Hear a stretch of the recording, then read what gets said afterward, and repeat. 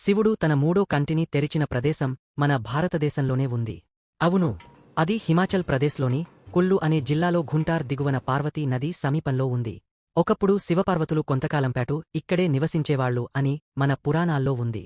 అలా వాళ్ళు నివసిస్తున్న సమయంలో ఒకరోజు పార్వతీదేవి ఒక నదిలో స్నానం చేస్తుండగా మణికార అని పిలవబడే చెవిపోగు ఒకటి ఆ నదిలోకి పడిపోతుంది. పార్వతీదేవి ఎంత వెతికినా అది కనపడదు. దాంతో ఆమె ఎంతగానో బాధపడుతుంది.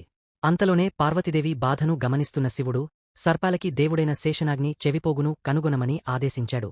శేషనాగ్ విఫలమైనప్పుడు శివుడు కోపోద్రిక్తుడైనాడు మరియు అతని మూడవ కన్ను తెరిచాడు. దీనివలన వేడినీటి భారీ విస్ఫోటనం ఏర్పడింది. అద్భుతంగా వేడినీటి నుండి చెవిపోగు ఉద్భవించింది. ఈ సంఘటన తర్వాత ఆ ప్రాంతానికి మణికరన్ అని పేరు పెట్టారు. ఇప్పటికీ ఆ ప్రదేశంలో నీరు వేడిగా వేడి నీటి బుడగలతో మనకు దర్శనమిస్తుంది. ఇలా శివుడు తన మూడో కంటిని తెరిచిన ప్రదేశంగా ఇది చరిత్రలో నిలిచిపోయింది.